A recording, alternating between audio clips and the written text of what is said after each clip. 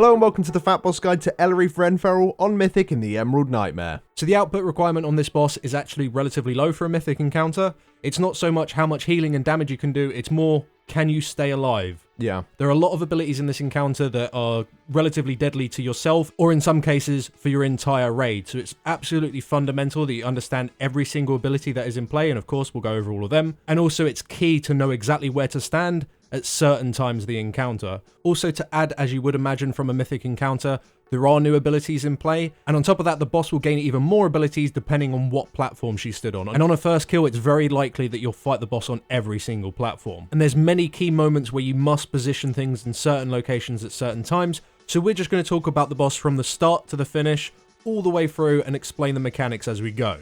So let's talk about the boss on platform 1. She immediately starts in her spider form and you want to tank her towards the web bridge that is connecting you to the second platform, because you will be returning here after the second feeding time.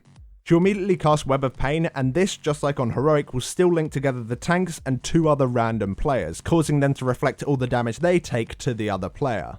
However, on Mythic mode, the physical web link connecting the 2 players will now deal damage and knock back anyone who gets hit by it. So you want to have the players that are linked stand at the left-hand side of the platform, just outside of the group. And if they ever need to do any large movements, they've got to make sure that when they do move, they are right on top of each other to keep the beam as small as possible, while the rest of the group doesn't run over the top of them. Now, she'll still be casting Necrotic Venom on players. These do need to be placed away from the group because of all the goo it leaves on the floor, and of course you need to be moving from one side of the platform to the next quite a lot of this encounter, so you want to be placing it along that back wall like we suggested in our Heroic guide. However, when she first casts this, you actually want to wait until she has finished casting her feeding time, so she selected her green circle target. If this green circle target is outside of the group, it can really screw up positioning, so let her go up. Once she's made the circle, then go along the back wall and start running away as you're placing the goo behind you. Now, as soon as she lands, you'll notice that a large area of the room is absolutely caked in these tangled webs. These webs don't deal any damage or slow players. However, if a player is within the web for more than 2 seconds, a large venomous spiderling will spawn. Now, as you want as few ads as possible, everyone needs to make sure that they run to the very far edge of the room as soon as possible. Using things like Stampeding Roar or Speed Totem can really help you out. Now, some spiderlings will still spawn and descend from the ceiling. These need to be picked up by one tank as the other tank has the boss. Now, it is important that these ads are tanked away from her on Mythic because of a new ability called Swarm. This causes the boss to deal 25% extra damage and gain 25% extra attack speed for each ad which is close to her. The exact range isn't actually specified, however we recommend that you have the ads around 20 yards away from the boss. This might be a little bit overkill, however it does allow either the boss to move a little bit or the ads to move a little bit without the boss getting the damage buff. With the ads, you want to make sure you do misdirect them to the correct tank and you want to kill them off as soon as you possibly can. The dot still hurts and the goo on the ground is still annoying, so kill them off all in one chunk just so your tank can get back to the boss. Now at this point you'll get your second Necrotic Venom. We found that you could safely place all the goo from both debuffs on the hill next to the boss. This helps keep the rest of the encounter area clear for the next feeding time. When this feeding time comes in, you'll see that the tangled webs from earlier will actually be a lot smaller now, however they are still there. It's really important that when you move from one side of the room to the other, you do not run into the previous webbing, as you still will get the extra ads. With this second feeding time, you also get your third set of Necrotic Venoms, and unfortunately you actually start doing pulsing damage before the circle is spawned. It is still very important that the circle, because of course all of this webbing that spawns, the circle does need to be on this side of the room, so just try and start edging over there, and then just leg it as soon as the circle has actually appeared. With the ads again, you want your tank to pick them up with Misdirects and all of that, and just kill them off nice and quickly, and at this point you'll get your fourth Necrotic Venom. Just place them anywhere, don't go into the webbing though, because of course that's going to screw you over, but try and keep the area around the boss relatively clear because you're about to get 2 Twisting Shadow debuffs as she transforms into her bird form.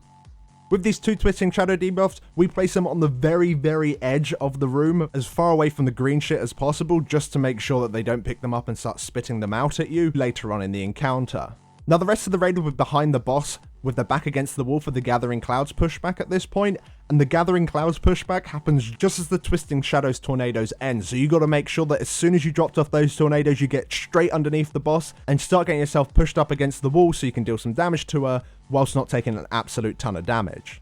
Once that's over, you want to pick up the feathers on the floor and head over towards the next platform. Once again, it doesn't particularly matter who picks up the feathers. You can assign it if you want, or you can just go free for all. That's what we do. If you have a warlock in your group, you can have this gate pre-set up and then have non-feather players use it. This not only makes travel quicker and allows you to spawn less spiders, which means there'll be less goo on the ground and your tank will take less damage, it also allows you to not use any healing cooldowns for this point and use them at other points in the encounter, such as in phase 1, where you might want to use damage reduction cooldowns for each feeding time, or even save some of the cooldowns for some really big raid-wide damage that comes in on the second platform. On this second platform, you'll immediately notice a new ability that she gains called Violent Winds. What she'll do is that she'll jump to a random player and then start channeling towards the tank. This channel generates a gigantic beam that just deals a huge amount of damage to all players that are stood inside it. However, that damage is split, so the more players that are inside it, the less damage everyone's going to take. While you're taking this damage, you're also being pushed back. However, you can't have your entire raid stood inside this because you also receive a debuff that increases the amount of damage you take from this ability. And it just so happens that this doesn't drop before the next one comes in. So you're forced to split your raid into 2 groups. So for the first Violent Winds, have 10 people in it, and for the next one, have the other 10 people in it. Whilst inside it, this is probably the best time to use a personal cooldown, and if you can save healing cooldowns for it, like output healing cooldowns for it, like Tranks, Healing Tides, etc., this is the best place to use it. Alternatively, if you're really struggling with this ability, you can just let your tank just flat out die and the ability will stop casting, you can battle res him. It's probably not a good idea to do that, but if you're struggling, you could try it, I guess. And one really good tip, if you're using a Paladin tank, they can simply bubble and they'll just flat out immune the ability and no one needs to go in it at all. But because it is shadow damage, you can only bubble, bops don't work. But apart from that new ability, there's not much else going on at this moment in time because the boss is in rock form, so you still have to deal with the tornadoes. We actually just placed them towards the entrance of the encounter area, which just so happens to be on the southeast area of the platform from memory. Just whack all the tornadoes there, make sure they're as far away from the raid as possible, while your tanks just deal with the frontal cone blast and the debuff. Make sure you taunt on 1. And that's pretty much all you need to do until the boss eventually transforms into spider form again. In this form, you want to do exactly what you did in phase 1, however you need to be a little bit more clever now with the placement of necrotic pools because there's going to be quite a lot of tornadoes up. We place them along the edge between the 2 web bridges as this is the furthest point from the tornadoes that isn't in the raid. We make sure that for the first feeding time we position our entire raid right next to the bridge where we came from the previous platform. The reason why we do this is because when we come back from the feeding time after that, we'll be coming back to this exact location, and it just so happens there's a really nice wall here, and in the rock form, she's just going to push us up right against here and we can stay here and we're not going to proc any eggs and we're not going to fall off the cliff. Luckily, each time she does cast feeding time on this platform, there will no longer be the large webbing, so you don't need to really worry where you go as long as you go far enough away from the boss, and you use some damage reduction cooldowns. Also probably useful information at this point, we do Bloodlust after the second feeding time because this is the point where you're going to get some decent execute before she does fly off to the last platform. But generally speaking, you can lust whenever you want. There is no real damage requirement here. And of course, when she does go back into her rock form, she's going to do a pushback. Like we already said, we're right up against this wall, we just stand here, and then she'll fly off towards her last platform. Now, while traveling to the last platform, once again, if you can have like a pre-set up gateway, if you happen to have a second warlock, or if you have the warlock with the instant gateway legendary, it might actually be useful in a fight. You can have them set it up as you go across, and this once again minimizes travel time, which minimizes the amount of damage you take, and it also reduces the amount of spiders you'll get, so that's great. Otherwise, as you're traveling across, you may want to look into using any sort of damage reduction cooldowns that you have, or you might want to use a healing tonic or anything like that, just to make sure that you don't die, but the damage that is incoming isn't that high as long as you move quickly. Now, once you arrive, you want to kill off all the spiders with the feathers again, and then you'll be fighting the boss on the 3rd platform.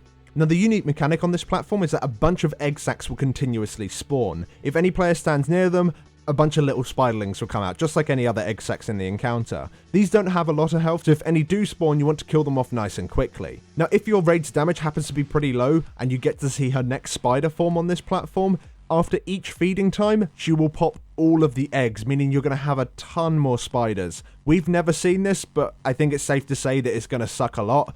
The only way I can imagine that you have to deal with this is that you just want to get them all to your tank with barrage and MDs or tricks of the trades and anything like that.